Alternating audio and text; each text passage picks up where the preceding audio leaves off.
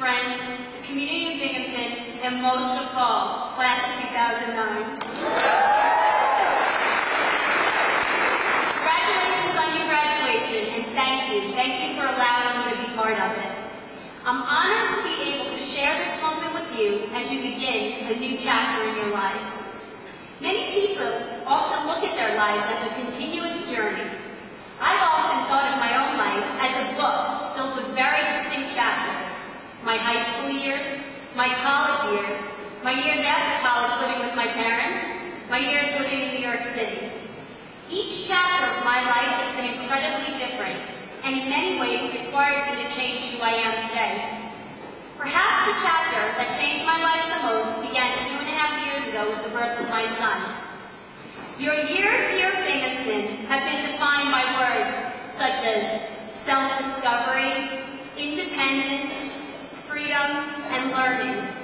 And today you close this chapter, turn to a fresh page, and begin a new phase in your lives. One which will be best described with words such as responsibility, sacrifice, persistence, fulfillment, and most of all, opportunity. While you've each achieved success here at Binghamton by focusing on learning, your success going forward will depend on your ability to think. What I mean is that you will now have to call upon your acquired knowledge and put it to work for yourself. And I can promise you that your years of learning here at Binghamton will be a fantastic building block for your future success. What you've learned here will be a great starting point as you consider future opportunities. As you all set your sights on this next chapter of your life, you may feel confronted by the seemingly tough challenges of today, particularly a difficult and uncertain economy. But to quote Warren Buffett, most fortunes are made during times of crisis.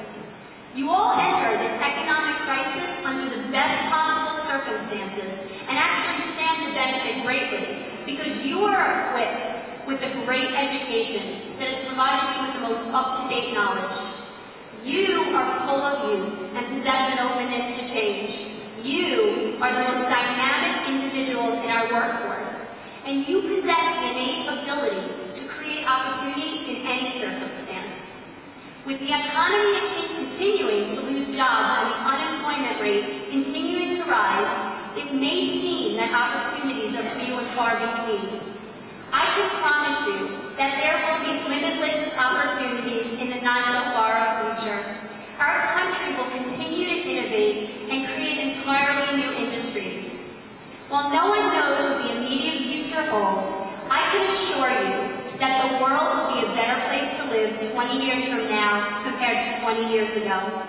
If you told me 12 years ago when I graduated that everybody would have cell phones and Wi-Fi laptops, or that I'd be posting videos on YouTube, I tell you that you were dreaming. Today there are amazing new devices and drugs that are improving our lives every day that simply weren't available 12 years ago. 12 years ago, there was no industry dedicated to internet advertising. There was no Google, there was no Chipotle, and no Xbox. The amount of creativity and innovation we've witnessed over the past 12 years will easily be surpassed by what we will see in the next 12 years. That I can promise you. You all enter the next chapter of your lives at an incredibly dynamic time, so dare to dream what the future holds and think how you can capitalize it. Because if you can dream it, we as a society will find a way to bring it to life. Whether it's solar-powered cars capable of driving themselves, or new and better ways to diagnose and treat disease. You will see these and new many products all around us soon enough.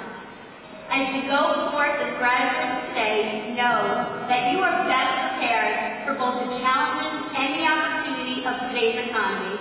You all have the ability to be tomorrow's leaders because you have received the best education here at Binghamton. And I should know, because my story is truly a Binghamton story, and it was not that long ago that I was sitting where you are today. I say my story is a true Binghamton story because Binghamton really has been a source for everything for me, both professionally, which I will explain in a moment, and personally, as I met my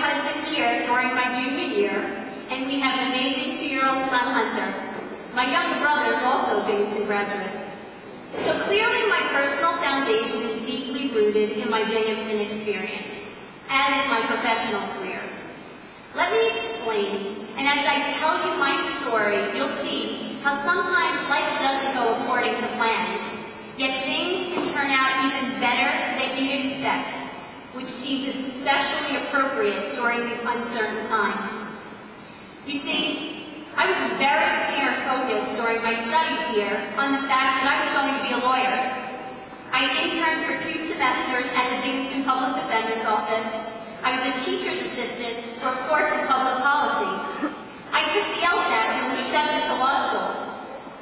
During my junior year here at Binghamton, I explored my interest in school of management by pursuing adjunct, and I loved the classes I took, but my whole focus was pre-law. And then an opportunity came about which would cause me to rethink my entire career path, and in fact, the whole course of my professional life. From visiting the Career Development Center, I learned that Goldman Sachs was coming to recruit on the Binghamton campus. It was the first time that this esteemed firm, which recruited primarily among Ivy League schools, would be coming to campus. So I put my resume in, as this was too good of an opportunity to pass up. Binghamton had provided me a wonderful opportunity to explore all different career paths. I was lucky to notice that Goldman Sachs was coming to campus, and more importantly, I was willing to change. I was able to let go of my preconceived ideas of what my future would look like and try something new and largely unknown. I encourage all of you to look for those unexpected things that life has to offer. I interviewed here first on campus and then was flown to Manhattan, where I had 28 interviews. Yes, 28 interviews in one day. In fact, my on-campus interview was with 2 Goldman Sachs partners, men who ran billion-dollar departments at Goldman Sachs, and here they were interviewing little old me in Binghamton, New York. It showed me how much they wanted to seek out talented people and how highly they thought of Binghamton University.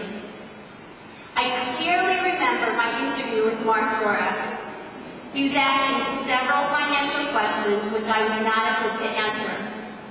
I took a deep breath and I said to him, I may not be an expert now, but I will work so hard for you to become an expert. And Mark looked up at me and he said, and I believe you. Here I was, a 20-year-old kid from a blue-collar family from Long Island, sitting across this brilliant man trying to sell myself, and it worked. At that point, I truly believed anything was possible. Looking back now, I can recognize it was my own belief in myself that caused Mark Zorak to believe in me. Looking back, I know anything is possible when you have confidence and determination. After my interviews, Goldman Sachs asked me for the phone numbers where it would be at all times, and I didn't have a cell phone back then. I remember even giving them the phone number of the hotel I would be staying at in Jamaica during spring break. Lo and behold, you could imagine my surprise when the hotel phone actually rang at 7 a.m. one spring break morning. It was Goldman Sachs offering me a position in their 2-year analyst program. I quickly accepted and have worked there ever since. I am currently a senior vice president and co-head of the electronic trading sales team. I manage a staff of 14 people and am responsible for the global coordination of teams in London, Tokyo, and Hong Kong. I'll tell you how I achieved this and share some secrets of my success, because I think I've learned some valuable lessons along the way that may make a difference for you as you embark on your journeys. First, I made a conscious, deliberate decision that I was always going to stand out. I never missed an opportunity to make myself known. I always said yes.